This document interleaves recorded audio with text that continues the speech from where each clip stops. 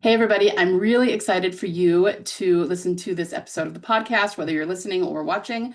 I got to have a really, really fun conversation with Jenna Moreci, and we talked a lot about romantasy and genres, and we just laughed the whole time and had so much fun. The problem is there was some issue with the sound.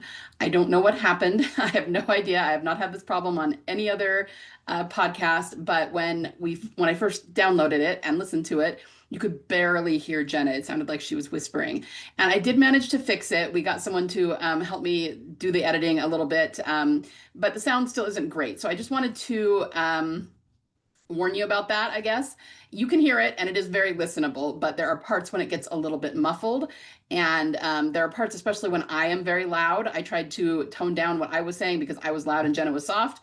But there are still parts that I couldn't, especially when I just make little like, oh yeah, or uh-huh, or, those kind of comments that they're going to be pretty loud as compared to how loud she's speaking. So I apologize for that, but I do encourage you to listen to it because it's such a fun conversation.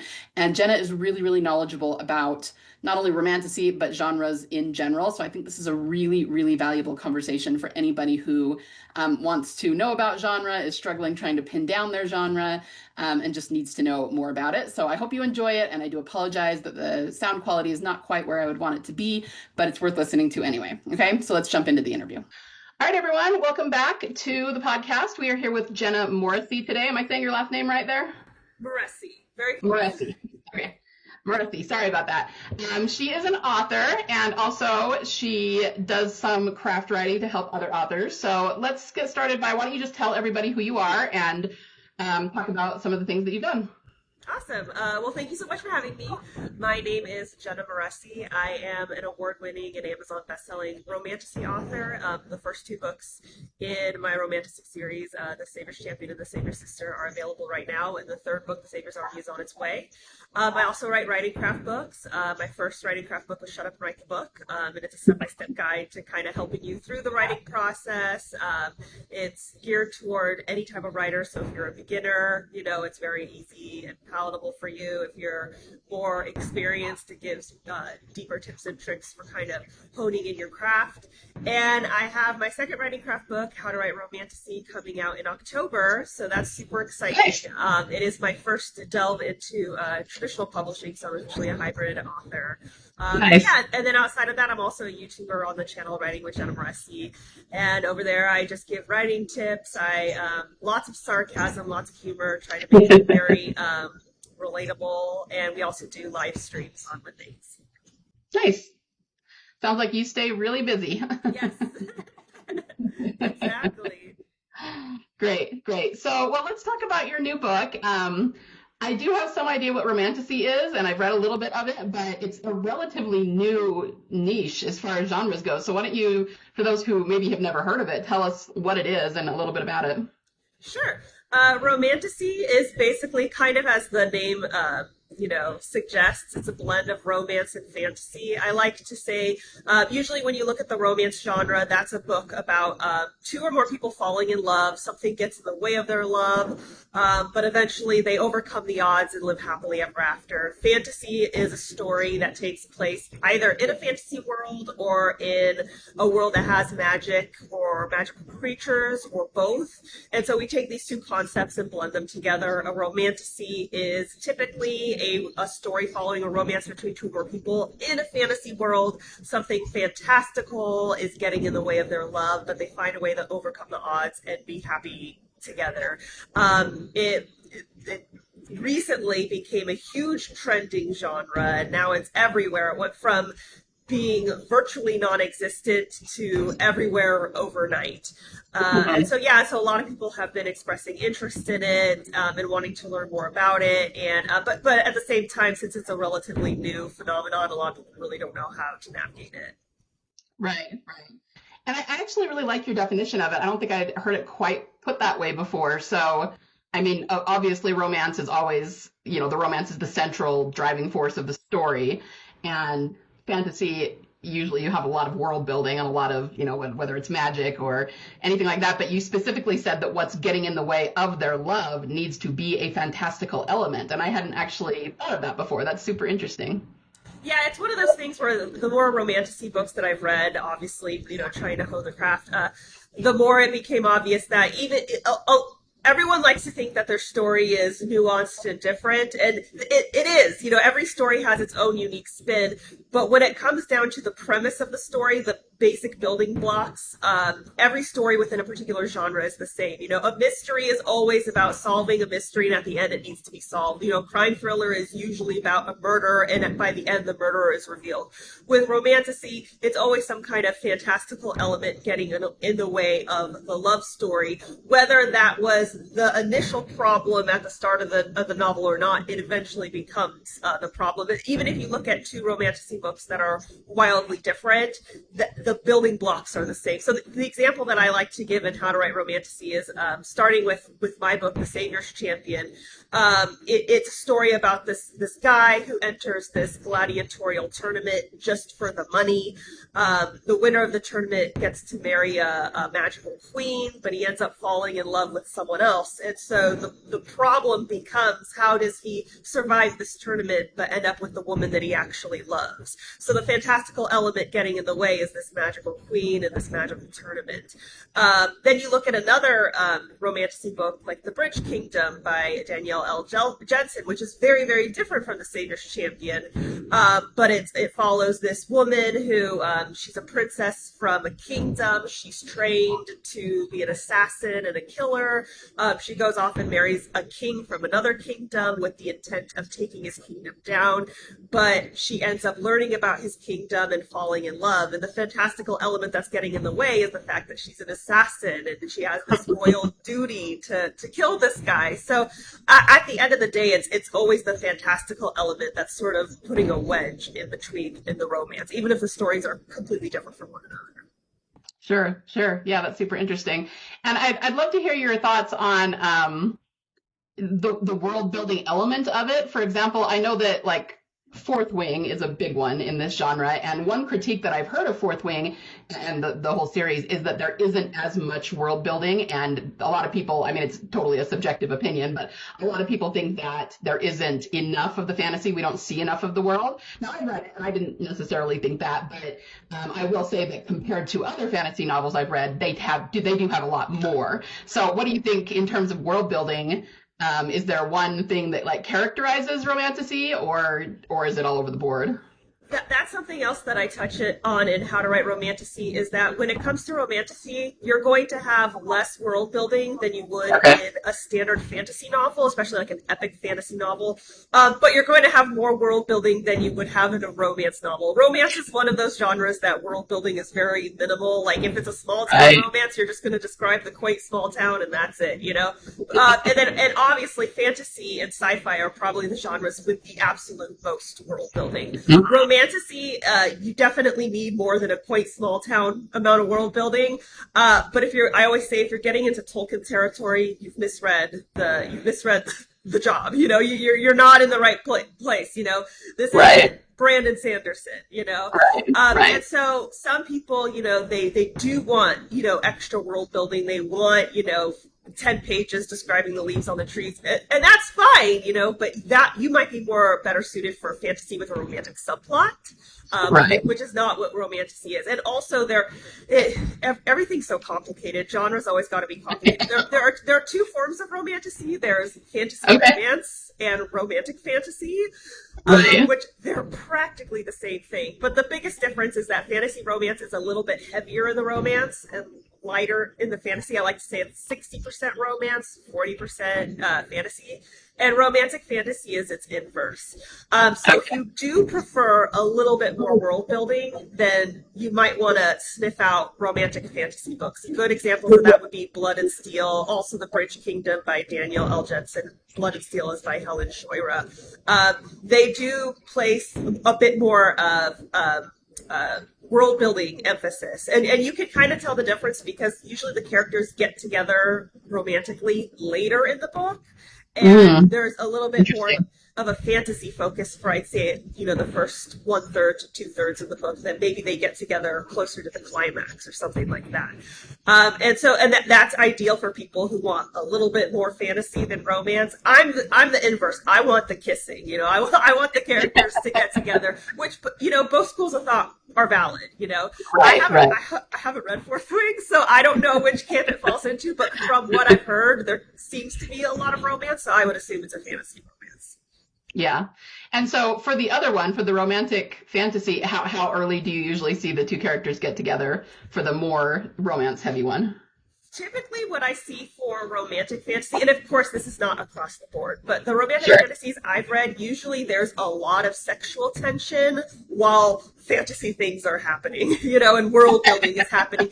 And then usually around the climax of the book is they finally give in to temptation. And they have that big moment, Whereas Uh-huh. fantasy romance, they might have their first kiss within the first, 100 pages. That's not necessarily the case with romantic fantasy. So it's usually like Okay. a slower build, lots of Yeah. sexual tension, lots of flirting, a lot of that enemies to lovers stuff where they hate each other, but they're attracted to each other. And then closer to the climax, maybe right before the climax or right before the breaking point, as I like to call it, they might give in and have sex or make out or something like that. They're finally together. Right. Right. Interesting.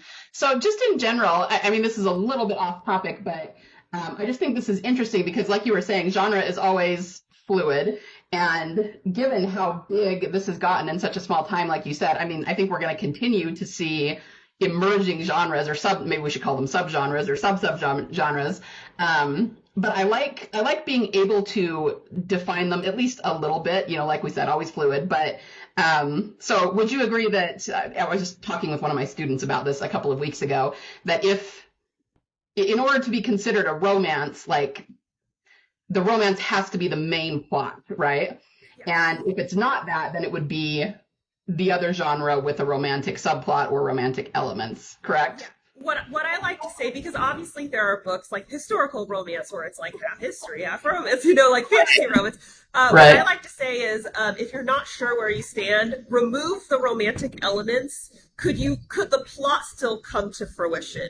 And obviously, if you remove the romance, no matter what kind of book you're writing, you're going to have to rewrite a few scenes, but could the plot itself, the main conflict, could it still be resolved? And so, for example, I like, my book, The Savior's Champion.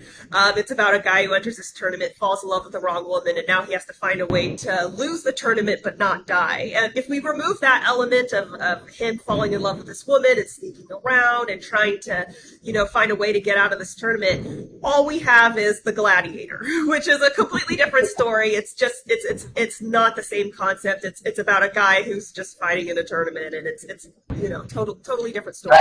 Right. So that's what would make it a fantasy romance. Then we look at another book, a close friend of mine, Iona Wayland, she wrote Ashes, which is a dark fantasy novel that has a romantic subplot. And it's about this woman who's navigating a deadly magical forest in order to spread her brother's ashes. That's the only way her deceased brother can find peace in the afterlife. And along the way, she meets a mentor, and the mentor is guiding her through the forest. And along the way, she falls in love with the mentor, and he helps her spread her brother's ashes.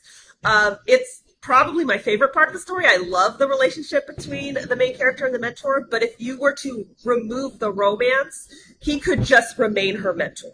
He could just be the friend guiding her. The story would still, progress the same. The conflict could still be achieved. So that's how you know it's a romantic subplot and not the main plot itself, is because she could still spread the ashes, even if Right. she's in love with him. Yeah. Right. Yeah, good. I really like that. So thanks for clarifying that. That's really helpful. So talk to us a little bit more about other tropes that are in the romantasy genre. So there are a lot of popular tropes in romantasy. A lot of them overlap with just the romance genre in general, but some wouldn't really make sense in a contemporary romance situation. The most obvious one and the most popular one is enemies to lovers. People are obsessed with that, and the reason that they're particularly obsessed with it in romantasy is because if you're writing a contemporary romance and you have enemies to lovers, it's usually like oh, it's that guy at school that I hate, screw him. Whereas in Romantasy, it's literally like that is the king of the kingdom that I am warring with, and so there's a lot. Right. It's a lot higher stakes in that regard, Mm. because usually death is on the line in some way. Forbidden romance is another popular one where it's like, I want to be with you, but I can't. Again, this has higher stakes in a romantic setting because it could be, I want to be with you, but I'm promised to the queen and I'm not supposed to be with you. Or we're from different worlds and people wouldn't, allow us to be together. That sort of situation. Some tropes that would look a little bit weird in the contemporary setting would be tropes like "Who did this to you?" and touch her and die." I mean, you could do that in those worlds, maybe if you're writing like a mafia romance or something like that. But that's basically like the love interest sees that usually a female character, doesn't have to be, but usually a female character is injured, and who did this to you? And I'm gonna go, beat them up. Right. And touch her and die as someone's threatening them, and it's I'm gonna kill you if you do that. Mhm. I'm trying to think. There are, like I said, contemporary tropes that overlap a lot. One is fake dating, fake engagement, that sort of thing. We see those in both. Sorry, I'm gonna see. Excuse me. We see allergies are just crazy right now. But we see that in both the contemporary space as well as the romantic space. Another one that has kind of gone out of favor, but is still worth mentioning is the love triangle. We see that in both contemporary romance as well as romantasy. Since it's kind of gone out of favor, it's typically just the reason the love triangle has gone out of favor is because it has become a bit of a cliche in the sense that people just keep writing it in the same exact format. Mhm.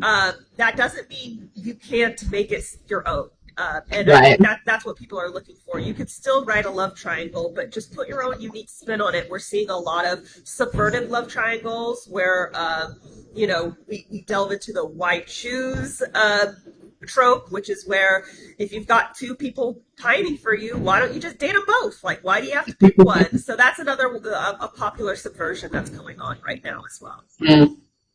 Yeah, interesting. I like a lot of what you said. I think it's interesting that the reason it's gotten so big is because it's higher stakes. I always teach my students emotion is always king when you're doing fiction, and that's why romance is such a popular genre, because it does tend to bring up the emotion in a big way. And so then when you marry that with fantasy, then you can have much higher stakes than you can in a contemporary, or I mean sometimes you see them a little bit in historical if you're dealing with like a historical battle kind of era, but anything goes in fantasy because you have magic open to you and you can create your own rules. So that's kind of cool. It's an interesting way to look at why it's become so popular. Right, exactly. And if you still want the fantasy elements, but you want something that's a little bit less intense, there's cozy romantasy, which is basically like a dragon shifter and an elf.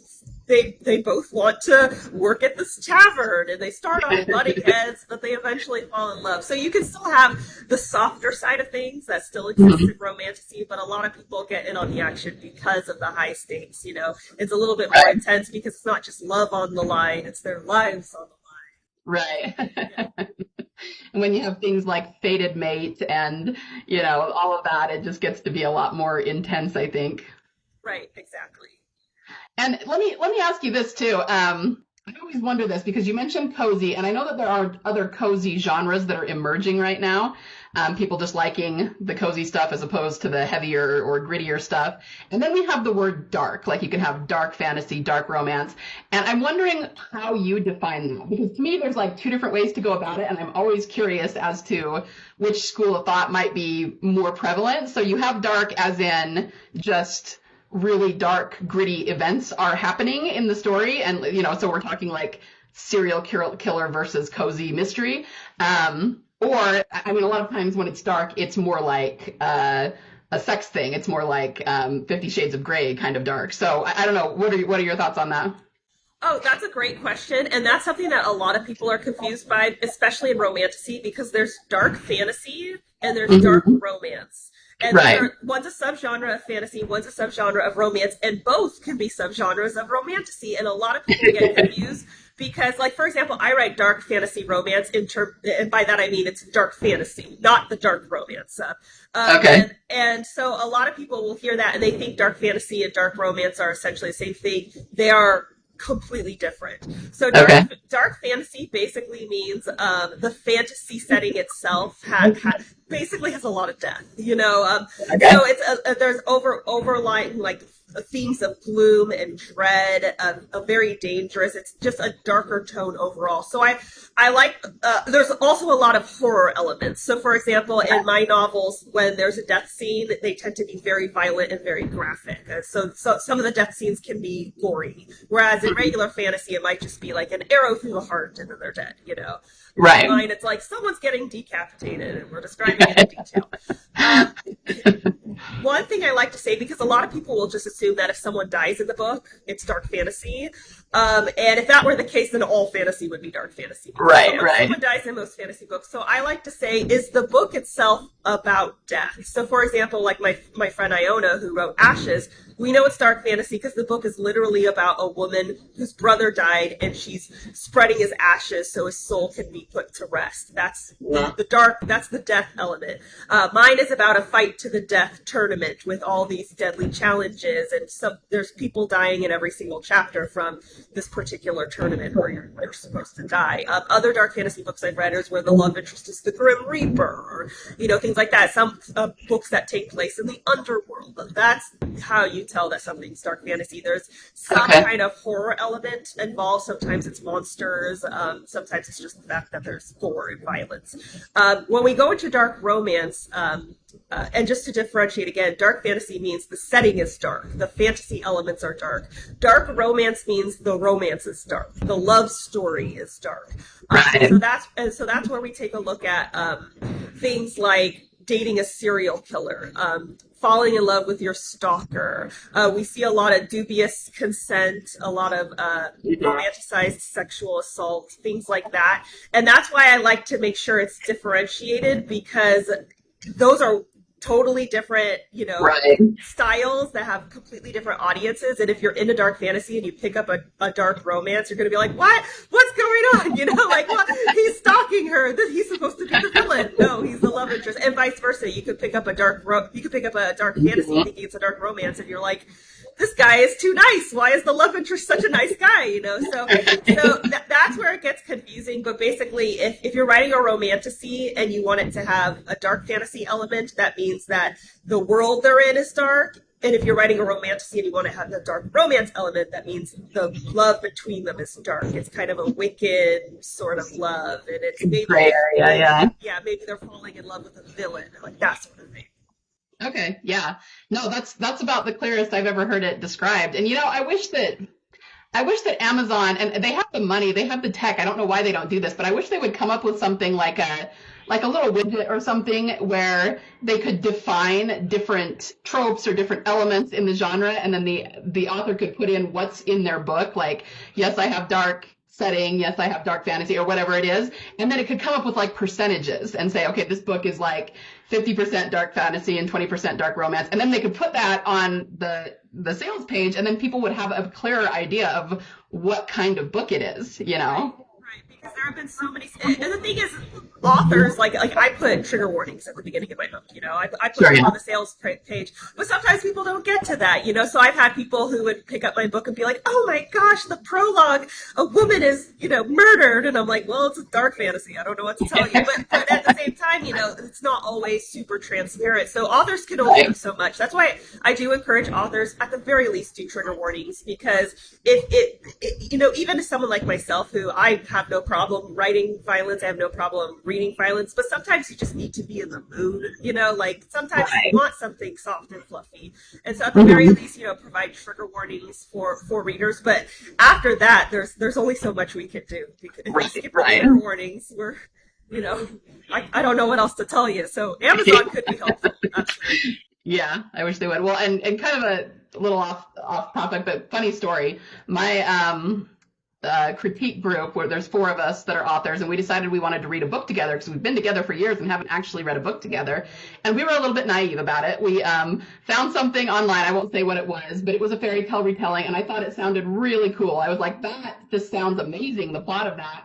I think we were looking for dark fantasy, but what we got was very much the dark romance, and it was just smut on the page, which we didn't expect. I don't know that any of us had a huge problem with it, but we just didn't realize that's what it was. And we're all pretty buttoned up, conservative, middle-aged women, and so we picked up this book and we were like, how did we do this? How is this the book becomes, you know? And we researched it a little more. I'm sure there was evidence about what it was, and we just kind of picked it on a whim. But anyway, we still laugh about that. The fact that we picked up this book not really knowing what it was. I feel like that has happened to everyone. There was one book that I picked up where everything looked like I was just wanted something fluffy, you know, and sweet. Uh-huh. Everything about it, like the cover was like pink and yellow, and it just like everything about it looked like it was a rom-com. And I even went back and read it, and there was no warning that it was a dark romance. So this was not on me. This was bad marketing.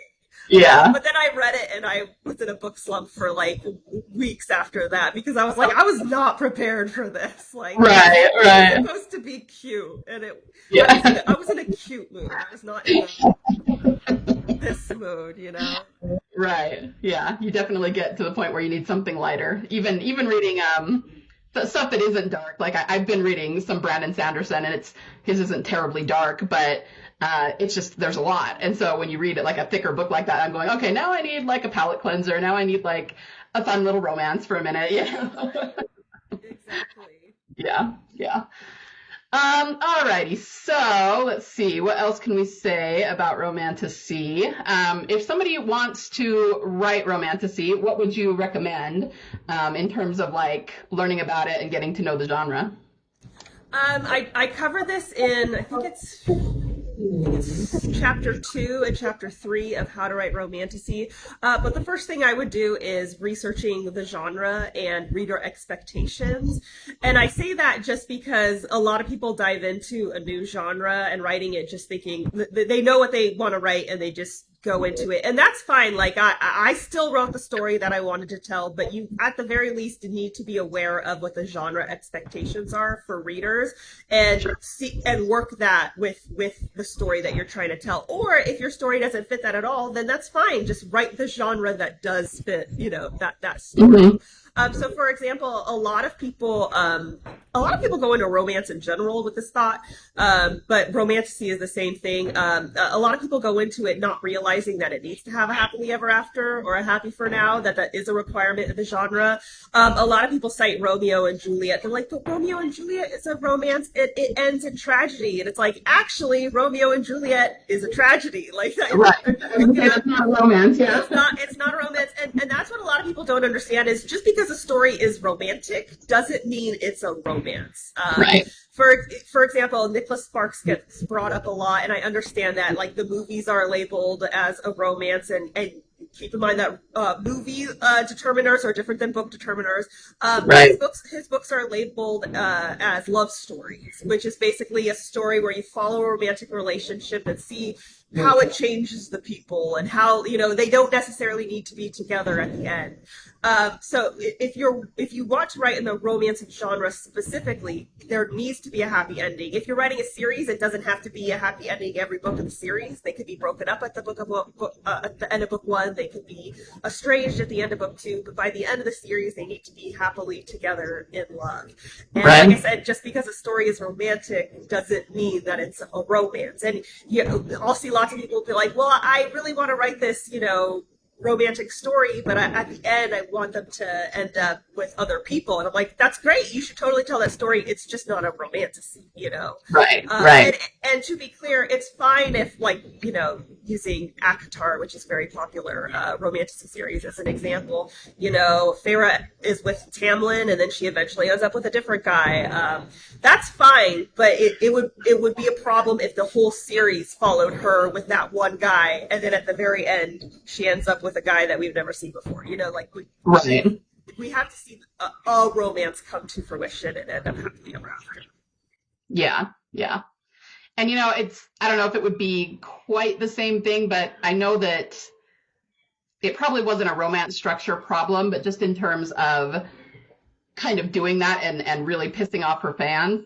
The Sookie Stackhouse books, which I have not read. I watched probably a season of True Blood, but I actually got, just because I was curious, I heard there was this massive backlash, and so I got into the final book and was reading the reviews just because I wanted to know what happened, and basically that was it. She developed relationships with the main character and like 3 different characters, and then at the end she made her be happy with a different character that only had very little, page time, and yeah.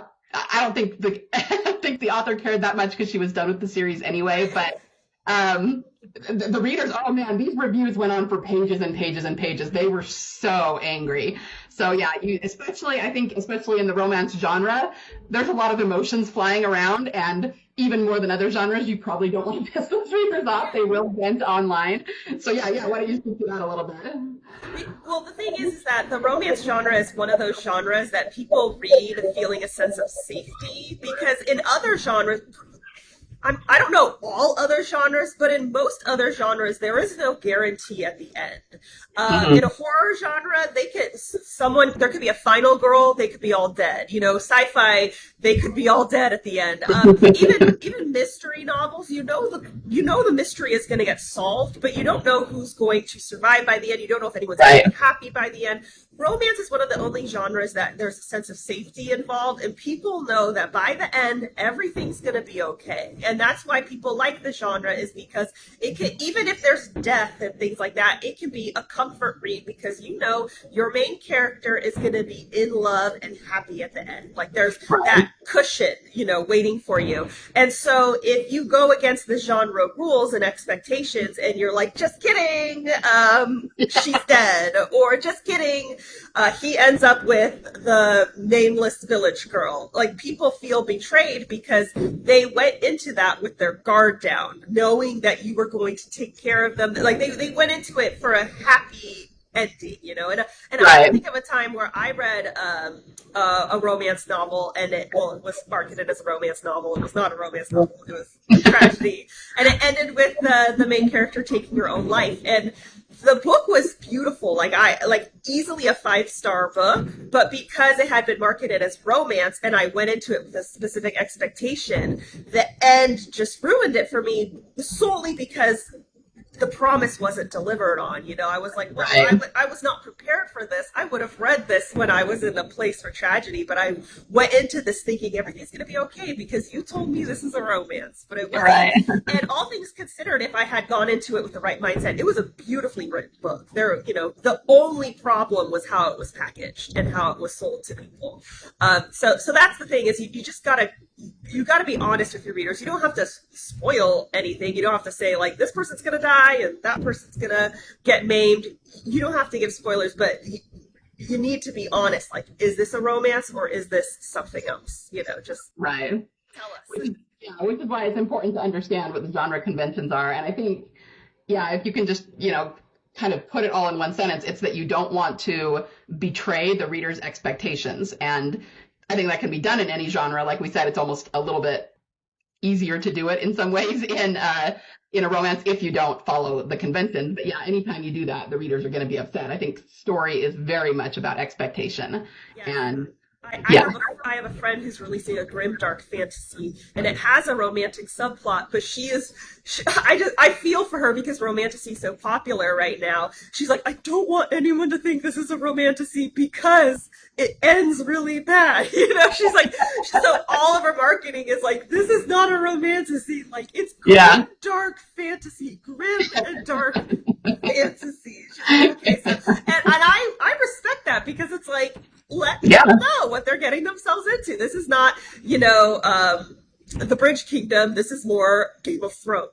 Okay, yeah. I was going to say, like all in caps, beginning and bottom and top of the blurb. No HEA in this book. And the funny thing about that is she's probably still going to get 1 or 2 readers that go, hey, why didn't you tell me? Right. And that's what I told her. I was like, you're still going to get some people because some people it's like, la, la, la, can't hear you, Right, yeah. Some, but you're doing your due diligence, and you can sleep at night knowing you did the best you could. Yeah. Okay, so let me ask you about this too. This is something that I've just noticed lately. It seems like there's been a few of these that I've read. how do you feel about it's truly not, let's see, what were the examples? One of them was a fantasy. One of them was more like espionage. I personally, I have a pet peeve when, okay, they're truly not romance genre books, but there is a heavy romantic plot in them. And they sort of, the author like develops the romance between two people, like even just, it might not even be tons of page time, but just in the sense of the sexual tension, and there's an attraction there, and you can feel like they're connecting on an emotional level, and then they don't put them together at the end and they marry different people or something.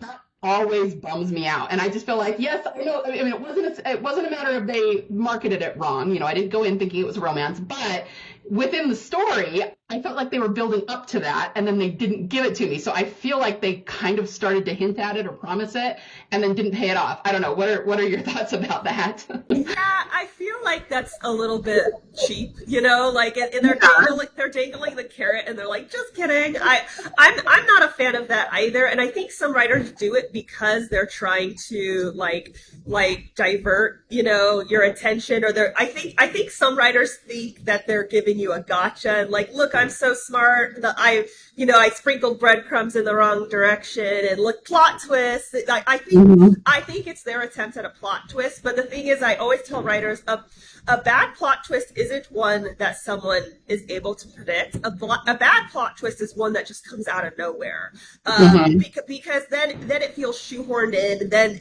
it feels like Right. cheap. It feels like, oh, you just threw that in to be surprising. There has to Mm-hmm. be some thought to it. Usually there has to be some foreshadowing, and yes, you want to be as delicate with the foreshadowing as possible, but I think so many authors are afraid of being predictable that they end up Yeah. going, like I said, like the cheap route. And it's like, predictability isn't the worst part of a book. No. Especially in genres like romance, where it is a predictable ending. They're going to be happily ever after, or like mystery, it is predictable. They're going to solve the mystery. Like, that's just Mm-hmm. the way the genres work. But I think that's why they do it. I think they're dangling a carrot to try and put your attention elsewhere, so that they can call it a plot twist at the end. And to me, it's not necessarily betraying the genre, but it's just not great writing, and it's Right. sort of treating your audience like they're dumb. So Yeah. Yeah. it's not my favorite either. Every time it happens, I'm like, oh. Right. Yeah, well, I wonder too, at least I could say this with really newbie writers. I don't think it's as true of more seasoned writers, and I've seen seasoned writers do that too. But I think sometimes they're doing it like to be realistic because, plenty of people have almost relationships that just never quite come to fruition. But I also don't think that's good it's one of those things where it's like, yeah, you want it to feel real and everything, but at the same time, this is fiction. It's not real life. And so, you want to more adhere to what people are expecting. And it's like a Chekhov's gun situation. Everything you put in, the reader is going to assume leads to somewhere, right? It's also realistic to discuss the weather, but you're not going to put that in your book. Right. You're not going to have you're not In going the to be dialogue, yeah. right. Hello, how are you? I'm fine. How are you? You're not going to write that in the book, even though it's realistic. It's like, Yeah, for sure. Well, and I liked what you said too about this is something I kind of preach about too. So I think we're on the same page about this. Is just that I always tell people you actually want to reveal more, like as in foreshadow, and obviously don't give away the farm. You don't have to tell them what the ending is going to be. But like you said, probably the two most the predictable genres are romance and mystery, and those are the most highly read genres. I right. also use The Princess Bride as an example. He repeats that line, "My name is Inigo Montoya," like 35 times throughout that film, and that is the most remembered line, and that is the reason people remember it, and that is the reason they watch it, and you know what I mean? So, and that, like, probably the most powerful storyline in there's about 4 different storylines going on, is the revenge storyline with him. And so, like, the more you set it up and the more you hint, the more the reader is going to go with you. So don't stop being afraid of revealing too much, And no one is complaining about the Princess Bride, saying it was so predictable. He got his revenge. It's like, Right. it was entertaining along the way. So Yeah, that's, yeah. that's the point. And I think you're setting them up for it, and so that's exactly what happens when they get upset, because you set it up and gave them a promise and then didn't deliver on it. Exactly. I remember I read a romance book and they were setting up the romance between these two characters for so long. It was enemies to lovers. And so you see the tension between them. And then at the very end of the book, there's a time skip and it's like 10 years later and they are king and queen married and expecting a kid. And they're like, oh, we're together, and they like share a kiss, and I'm like thinking, we didn't get to see, and technically they followed the romance rules because they're together at the end. We didn't get to see their first kiss. We didn't get to see them actually get together. We just got to see them once it had been 10 years into the relationship. I was like, oh my gosh, that was. I still remember. I read that book literally a decade ago, and I still remember it. Like, we didn't get to see them get together. We just saw them be together at the end. Right, yeah. That's no fun. Yeah. And moral of the story, don't be one of those people who writes that kind of book because readers will remember you and hate you 10 years later. Exactly. Remembered for the wrong reasons. Right.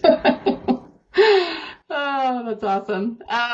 Okay. Well, we've actually talked about quite a few pitfalls here, but anything else you wanna chime in when it comes to pitfalls of writing romantasy that people might want to avoid? Pitfalls for writing romantasy. Well, like every other genre, there are cliches abound. What I would say is a lot of people they see a new genre, especially a genre that's very popular, and they want to hop in on the trends. And I definitely think if you are passionate about those trends, for example, the trend right now in romantasy is what they call shadow daddies, which is basically a morally gray leading man who's probably a fae, has dark hair, probably has wings and tattoos, and he has shadow magic.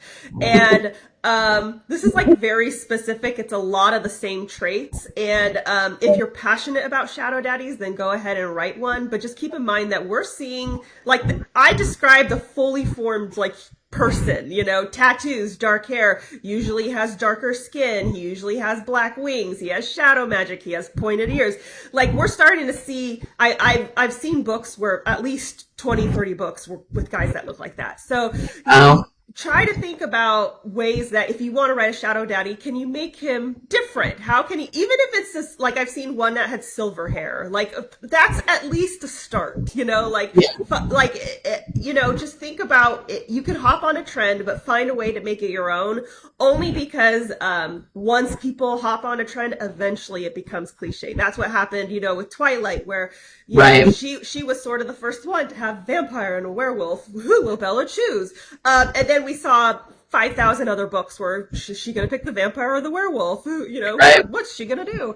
Or it was like the vampire or the shifter, or, you know, like the variations, but it was pretty much, we're seeing the same thing over and over again. So I'm not saying to avoid trends because, you know, trends are great. Romantasy is trending. I write romantasy. It's fine. But I would say that if you're passionate about the specific trending tropes, think about how you can differentiate yourself within it. Think about how you can put your own unique spin on it. Like, for example, I've seen people be like, you've seen a shadow daddy. Well, I'm writing a water daddy and he has like water magic, you know, like, it's like, okay, like lightning daddy, like you know, but find a way to make it your own is what I would recommend. Just only because, yes, at the start, you know, we're seeing a lot of people, they really want that very specific character, so they read 5-10 books that have a guy that looks just like that.